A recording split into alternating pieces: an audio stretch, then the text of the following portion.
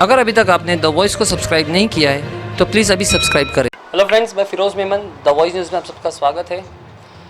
जैसे हमने देखा भिवंडी के अंदर धीरे धीरे डेवलपमेंट हो रहा है और हर फील्ड में डेवलपमेंट हो रहा है। तो इसी तरह से हमने देखा है कि मेडिकल फील्ड में भी अब भिवंडी बहुत आगे निकल चुका है।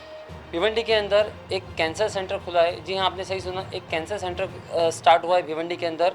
और ये भी कहीं बहुत दूर नहीं, भिवंडी के सेंटर में जो बागे फिरदौस मस्जिद है उसके बाजू में एक एम्पैथी हॉस्पिटल है। तो अब वो एम्पैथी कैंसर सेंटर बन गया है। तो यहाँ पे लीड करने के लिए 3 बड़े डॉक्टर्स हैं। सबसे पहले है डॉक्टर फैजुद्दीन जो कि पेडियाट्रिस्ट है और साथ में इन्होंने अब तक का 100+ बोन मेरो ट्रांसप्लांट किया है बच्चों के इसमें, मतलब पेडियाट्रिक में।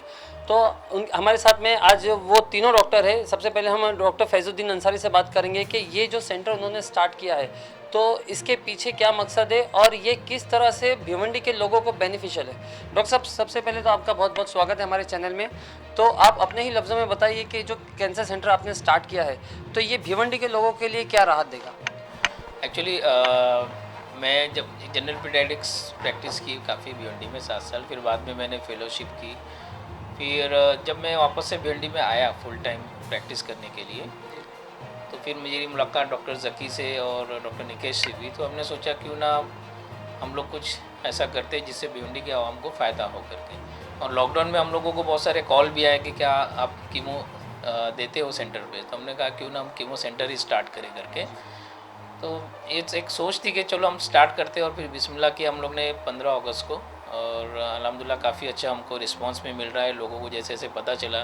क्योंकि लॉकडाउन में हमने ज़्यादा एडवर्टाइज या ज़्यादा कुछ ये कर नहीं पाए, बट अल्हम्दुलिल्लाह 10 से ज़्यादा हमने माइनर और मेजर प्रोसीजर कर लिए, 20 से ज़्यादा हम लोग ने माइनर और मेजर कीमो कर लिए।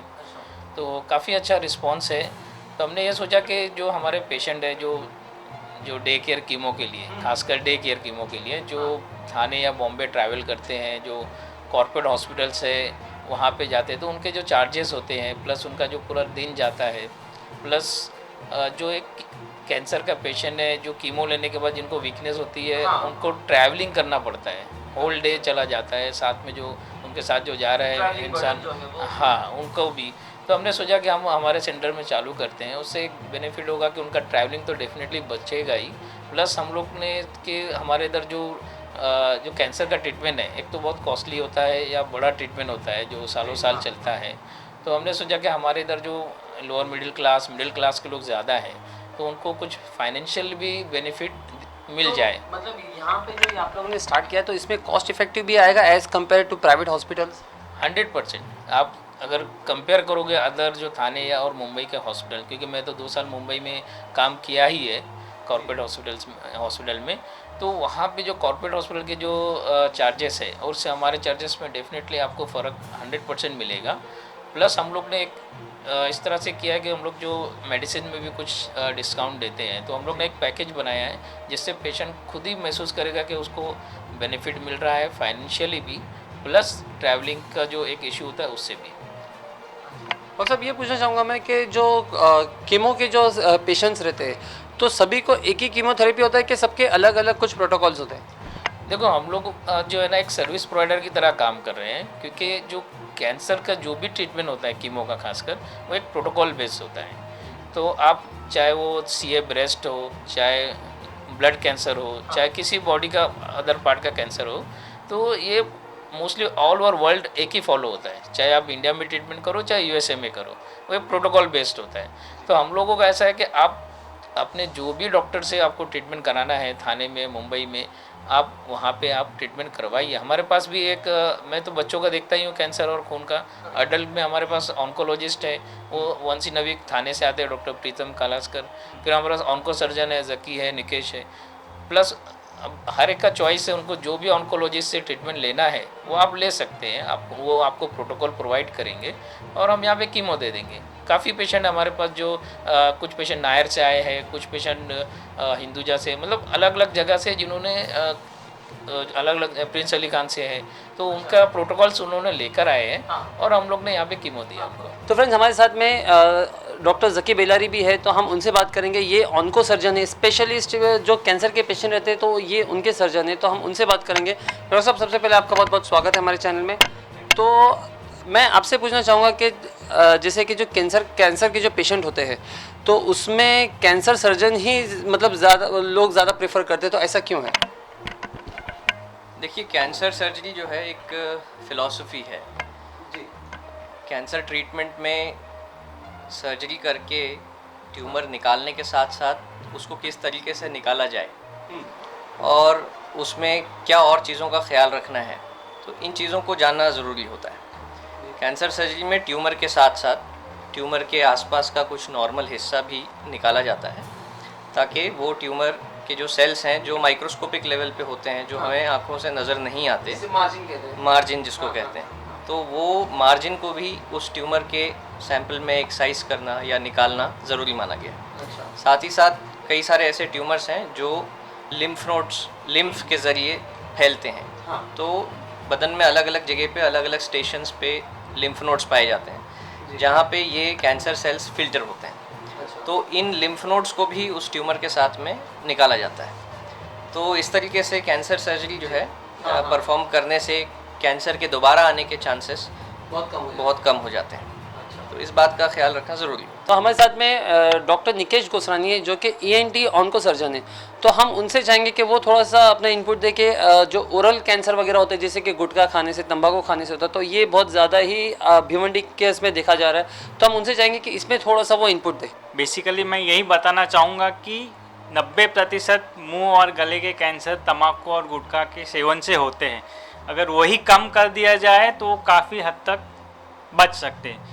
दूसरी चीज़, होने के बाद तुरंत डॉक्टर को दिखाना और उसका जल्दी इलाज करने पे जल्दी, और मेन लाइन ऑफ ट्रीटमेंट जो रहता है सबसे पहले and best treatment is operation. तो अगर वो जल्दी किया जाता है तो पूरी तरह कैंसर मुक्त पेशेंट हो सकता है। तो ये लोगों को जानना ज़रूरी है। जैसे आपने बोला था कि वो उसका इलाज बरोबर से हो, तो उसके अंदर डिटेक्शन के ऊपर भी कुछ रहता है कि जल्दी हो लेट से हो, मतलब किस लेवल पे होगा तो कैंसर ट्रीट होता है, मतलब क्यूरेबल है? कैंसर के कुछ निशान छोड़ते स्टार्टिंग में, या तो जैसे मुंह के कैंसर है तो जो मुंह में छाले आते हैं वो दिख जाते हैं, तो जल्द से जल्द डॉक्टर को दिखाना वो ज़रूरी है ताकि जांच हो सके। स्तन में जैसे गांठ आती है तो मालूम है, तो जल्द से जल्द वही कैंसर सर्जन के पास जाके जांच करवाए, तो वो जांच करके जल्दी से इलाज किया तो चांसेस ऑफ सर्वाइवल प्रोग्नोसिस बहुत अच्छा हो जाता है। अच्छा, मतलब जल्दी डिटेक्ट होगा, जल्दी डिटेक्ट होना। तो डॉक्टर साहब आप हमें बताइए कि भिवंडी के अंदर क्या एक कॉमन मतलब किस तरह का कैंसर जो है कॉमनली देखा जा रहा है? देखिए, भिवंडी में या हमारे पूरे मुल्क में जो कॉमन कैंसर हैं वो मुंह का कैंसर, गले का कैंसर, ब्रेस्ट कैंसर हैं, स्तन का कैंसर जिसे कहते हैं, या जो गाइनेकोलॉजिकल कैंसर्स हैं जैसे कि बच्चेदानी के मुंह का कैंसर जिसको सर्वाइकल कैंसर कहा जाता है, और ओवरी का कैंसर है। तो ये सब कॉमन कैंसर्स हमारे यहाँ पे देखे जाते हैं, और ये ऐसे कैंसर्स हैं जिनको अगर वक्त पे डिटेक्ट किया जाए, अर्ली डिटेक्ट किया जाए, तो इसका मुकम्मल इलाज पॉसिबल है, और पेशेंट का सर्वाइवल भी अगर ढंग से इलाज हो तो बहुत अच्छा पाया गया है। तो मेरी सलाह यही रहेगी लोगों को कि जैसे ही आपको सिम्टम्स नज़र आएँ, अपने ब्रेस्ट में कोई चेंजेस आएँ, या माहवारी में अगर कोई कमी या ज़्यादती पाई जाए, या उनके मुंह में कोई छाला पाया जाता है, या गले में निगलने में कोई तकलीफ़ होती है, तो वो अपने डॉक्टर से मिलने में देर ना करें, फ़ौरन अपने डॉक्टर से मिलें।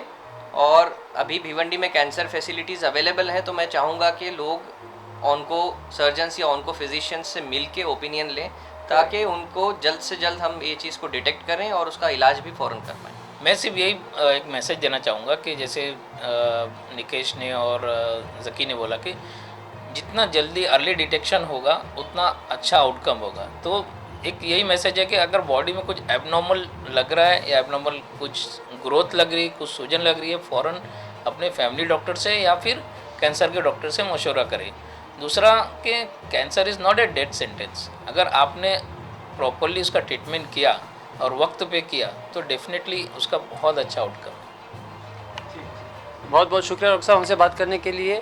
तो फ्रेंड्स ये थे हमारे डॉक्टर्स जो कि भिवंडी के अंदर कैंसर सेंटर चला रहे, और आज जिस तरह से हमने देखा कि कैंसर जो स्प्रेड हो रहा है तो उसमें अर्ली डिटेक्शन बहुत ज़्यादा इंपॉर्टेंट है। अगर अर्ली डिटेक्शन नहीं होता है तो ये जो डिजीज़ है ये मतलब बहुत ज़्यादा खतरनाक हो जाती है, लेवल 4 पे चले जाते हैं, तो फिर इंसान के बचने के चांसेस बहुत कम हो जाते हैं। तो इसके लिए इनकी भी यही राय है कि अर्ली डिटेक्शन बहुत ज़रूरी है। तो अगर आपको कुछ भी तकलीफ़ होती है तो आप फ़ौरन जो है अपने जो आपके जो फैमिली डॉक्टर्स है वो या तो फिर यहाँ पे आके उसको आप डिटेक्ट करवा सकते हैं। मैं Firoz Memon, the voice news से, थैंक यू।